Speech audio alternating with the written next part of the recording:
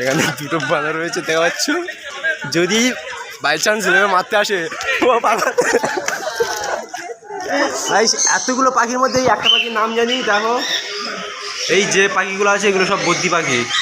তবে এটার ভিতরে একটা বাংলা বইয়ের শুটিং হবে, যার জন্য বিল্ডিংটাকে রিপেয়ার করা হচ্ছে। এই ডান সাইডটাতে প্রচুর মাছ মুড়ি খাচ্ছে, চেষ্টা দেখো একবার, অসাধারণ দৃশ্য একটা।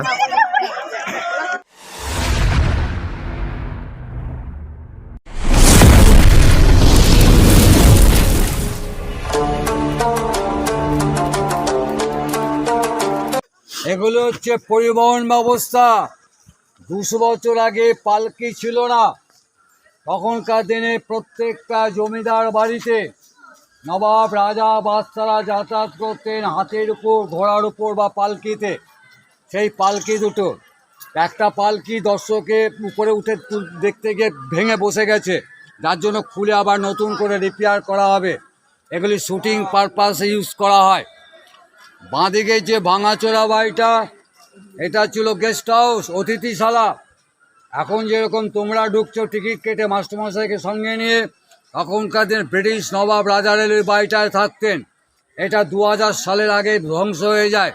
এটা রিপেয়ার করা সম্ভব নয় বলে এই অবস্থায় পড়ে আছে। মাঝখানে যে এসি লাগানো আছে বিল্ডিংটা, এটা হচ্ছে হামাম। হামাম তোমরা কেউ বুঝবে না। হামাম অর্থ হচ্ছে মেয়েদের স্নানাগার। এখন যেরকম মেয়েরা ওপেনলি আসছো, ব্রিটিশ পিরিয়ডে মেয়েদের ওপেনলি বেরোবার ক্ষমতা ছিল না। তারা পর্দার ভিতর আসতো, স্নান করতো, পর্দার ভিতর দিয়ে বিল্ডিংটায় যেত। এটা বর্তমান মালিকের অফিস। আর ডান দিকে যে লম্বা ঘরটা রিপেয়ার করা হচ্ছে, এটা ছিল অতিথিশালা বা রান্নাঘর। যারা বাইরের কোনো লোক আসতেন তাদের জন্য। এটা বর্তমান মালিক থাকার বাসস্থান করছে। এবার আসো সামনে নাচবলটা দেখাবো। ডান দিকে যে গোল মতন ওই মঞ্চটা দেখছো, এটা বাংলার শ্রেষ্ঠ নর্তকী হীরাবাইয়ের নাচমহল। যে হীরাবাইকে একটু আগে বললাম যে ব্রিটিশ পিরিয়ডে 5000 স্বর্ণমুদ্রা ব্যয় করে লখনৌ থেকে নিয়ে আসা হতো বাগান বাড়িতে ব্রিটিশদের, নবাবদের, রাজাদের আমোদ প্রমোদের জন্য। তবে এটা তোমরা প্রত্যেকে খোলা দেখছো, এটা খোলা ছিল না। এই চতুর্দিকটা বেলজিয়াম কাজ দিয়ে কভার করা ছিল। মানে তুমি যে ভেতরে বসে নাচ গান করছো, তোমাকে আমি বাইরের থেকে দেখতে পাবো না, তুমি ভেতর থেকে আমাকে দেখতে। ওয়ান ওয়ে গ্লাস, যেটা এখন প্রত্যেকে বাড়ির জানলায় বা 4 চাকার গাড়িতে লাগাচ্ছে, তখন বেলজিয়াম কাঁচ ছিল, সেগুলি ভাঙচুর হয়ে গেছে সব। তার পরিবর্তে এখন লোকাল গ্লাস লাগাতে গেছিলো, আমরা নিষেধ করেছি। এটা লেডিস জেন্টসের বাথরুম। আর উপরে মালিকের লোক হলে তারা থাকেন। আর নাচমহলের ভিতর যে 4টা স্ট্যান্ড, প্রত্যেকটা স্ট্যান্ডের উপর মার্বেল পাথরের টপগুলি বসানো আছে। এগুলিতে ছিল ব্রিটিশদের সব মূর্তি, যেগুলি 71-72 সালে বর্তমান মালিকের যিনি জেনারেশন, তারা এগুলিকে বিক্রি করে দেন। তার পরিবর্তে এখন মার্বেল পাথরের টপ। আর এককালে এটা টোটাল গোলাপের বাগান ছিল। তো বর্তমানে গোলাপ নেই বলে নতুন করে বাগানটার নাম হয়েছে কাঠ গোলার বাগান বাড়ি। নাম ছিল কাঠ গোলাপের বাগান বাড়ি, পরিবর্তে হয়েছে কাঠ গোলার বাগান বাড়ি। তো কাকু যেমন বললো, এই জায়গাটায় দেখা হচ্ছে এটা নৃত্য মঞ্চ। নৃত্য নামটা ভুলে গেছি, মানে এখানে বসে নৃত্য দেখতেন। এই জায়গাটাতে পুরো নৃত্য হতো। এই জায়গাটা বললো, কাকু বললো যে পাঁচিল দিয়ে ঘেরা ছিল। ঠিক আছে, ঘেরাটা এখন খুলে দিয়েছে, এখন ঘেরা নেই। আর জায়গাটা ভিউ দেখা হচ্ছে, এদিকে দেখো এই যে টবগুলো দেখা যাচ্ছে, এখানে সব মূর্তি ছিল, মূর্তিগুলো ভেঙে গিয়েছে অনেক বছর আগে, তাই টপ গাছ বসিয়ে দিয়েছে, ফুল টপ পাথরে। এটা হচ্ছে বাংলার সর্বপ্রথম জৈনদের মন্দির। এখন বর্তমানে কলকাতা যে মন্দির আছে বেলগাছিয়া বা মানিকতলায়, তার থেকে মন্দিরের বয়স প্রায় 42 বছরের বেশি। এটার ভিতর আদিনাথ, পার্শ্বনাথ, মহাবীরের মূর্তি আছে। এবার সামনে জুতো খুলে ভেতরে প্রবেশ করবেন। এখানে দেখো একটা ফুলের বাগান রয়েছে, ফুলের বাগানটা কত সুন্দর ভিউ দেখো, জাস্ট দেখে দেওয়া হচ্ছে ফুলের বাগানটা জাস্ট অসাধারণ, সো লাভলি। আর ভিতরে তো ক্যামেরা, এই মন্দিরটার ভিতরে ক্যামেরা অ্যালাউ ছিল না, তাই কোনো ভিডিও কিছু দেখাতে পারলাম না। আর এদিকে এখানে একটা ফুলের বাগান রয়েছে, সেটাও দেখো।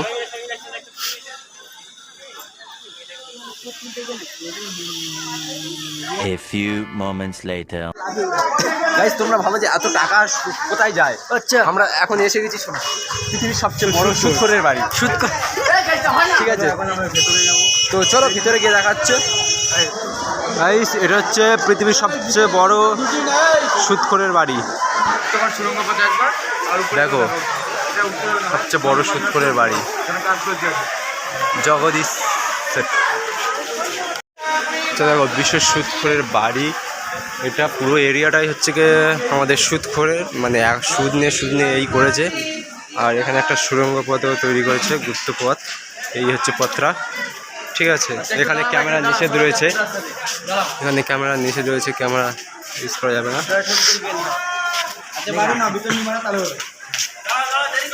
ঠিক আছে, আসুন সবাইকে জানাতে বললাম। এটা কি আছে বলবো ভাই, আসুন সবাই আসুন, সব বলে দেবে। গাইস সুদখোরের বাড়ি এত ঘোরা ঘুরেছি যে পুরো এনার্জি লস হয়ে গেছে, আর ভিডিও করতে ভালো লাগছে না। আর ভিতরটাতে পুরো ক্যামেরা নিষিদ্ধ ছিল, তাই ভিতরে কোনো ভিডিও করতে পারিনি। A few minutes later. Guys এই সেই জায়গা যেখানে মুর্শিদ কুলি খার মেয়েকে পুরো জ্যান্ত কবর দেওয়া হয়েছিল, এই জায়গাটাই।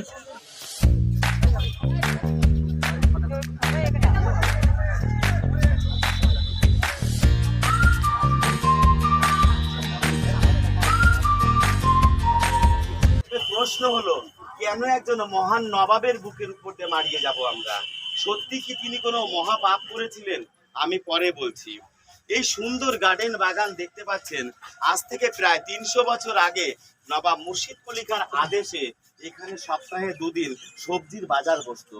সে কারণে জায়গাটার নাম হয়েছে সবজি কাটরা মসজিদ। এই কাটরা মানে কি? কাটরা মানে মার্কেট, বাজার। এটা একটা আরবি শব্দ। পাশে দুটো মিনার দেখতে পাচ্ছেন, ওয়াচ টাওয়ার, বাংলায় বলা হয় বুরুজ।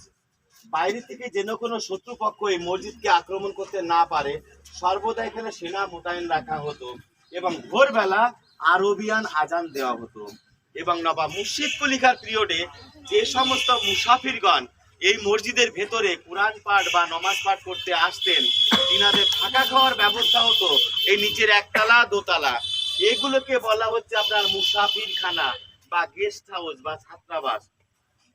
এক কথায় আজ থেকে প্রায় 300 বছর আগে এই কাটরা মসজিদটা একটা ইসলামিক শিক্ষা কেন্দ্র হিসেবে ব্যবহৃত হতো। দেওয়ালের গায়ে তাকিয়ে দেখুন, এখানে উল্টো টি দেখতে পাচ্ছেন, উল্টো টি, ইংরেজি লেটারের উল্টো টি।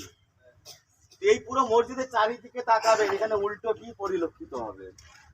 এর কারণ হলো, আজ থেকে প্রায় 300 বছর আগে কোনো বিদ্যুৎ ছিল না, তাই কোনো উৎসব অনুষ্ঠানে সোনার প্রদীপ জ্বালিয়ে পুরো মসজিদকে আলোকিত করা হতো। আর এই দরজাগুলো নিচু করার কারণ হলো, কোনো মন্দির বা মসজিদে প্রবেশ করতে হলে মাথা নিচু করে প্রবেশ করতে হয়, সম্মান জানিয়ে।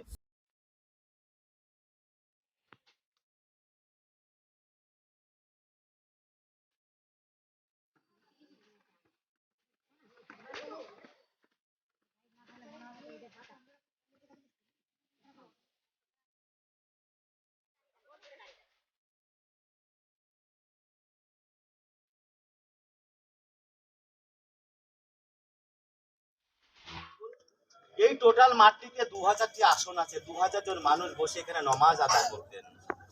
উপরে তাকিয়ে দেখুন যে সারিবদ্ধভাবে লোহার রিং গুলো চলে গেছে। মাঠের প্রান্তে ছোট ছোট বালা পোতা আছে, এখানে শামিয়ানা টাঙানো হতো, শামিয়ানা, যাতে তিনাদের গায়ে রোদ বা বৃষ্টি না লাগে। দেওয়ালের গায়ে চারকোনা খোপ খোপ গুলো দেখতে পাচ্ছেন স্যার, এই পুরো মসজিদের সামনে বেলজিয়াম সিস্টেম কাঁচ বসানো ছিল। যে কাঁচের বৈশিষ্ট্য ছিল, রাতের বেলা যখন চাঁদের আলো পড়তো না, চারিদিকে রিফ্লেকশন হতো, প্রতিফলন হতো, একটা অপরূপ সৌন্দর্যের সৃষ্টি হতো। কিন্তু শোনা যায় এই নামি দামি বেলজিয়াম কাঁচ ইংরেজরা নিয়ে চলে গেছে।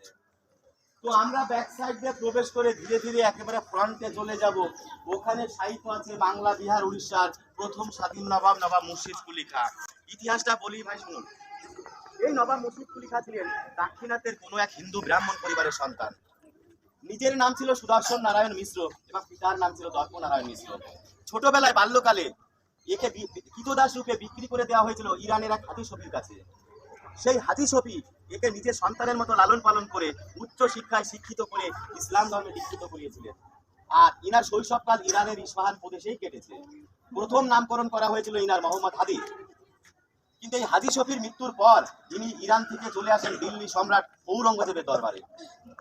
জীবনের শেষ দিকে সম্রাট ঔরঙ্গজেব এক ভয়ঙ্কর অর্থনৈতিক সংকটের মধ্যে ছিলেন মারাঠা যুদ্ধের জন্য। ভারতবর্ষের বিভিন্ন প্রদেশ ওকে রাজস্ব দেওয়া বন্ধ করে দিয়েছিল, একমাত্র বাংলা বাদ দিয়ে। তাই এই মোহাম্মদ হাদিকে বরতলাখা উপাধি দিয়ে 1700 খ্রিস্টাব্দে এই জাহাঙ্গীরনগরে পাঠিয়েছিল দেওয়ান হিসেবে। দেওয়ান মানে ট্যাক্স কালেক্টর। জাহাঙ্গীরনগর হচ্ছে ঢাকার পূর্ব নাম, বাংলাদেশ ঢাকা। তো এই জাহাঙ্গীরনগরে আগে থেকে শাসন করতেন ঔরঙ্গজেবের নাতি আজিমুস শান। এই আজিমুস শানের সঙ্গে মুর্শিদ কুলিকার বিরোধ বেঁধে যায় হিসাব নিকাশ নিয়ে। তাই মুর্শিদ কুলিকা জাহাঙ্গীরনগর থেকে তার দেওয়ানখানা এই মুকসুদাবাদে শিফটেড করেন।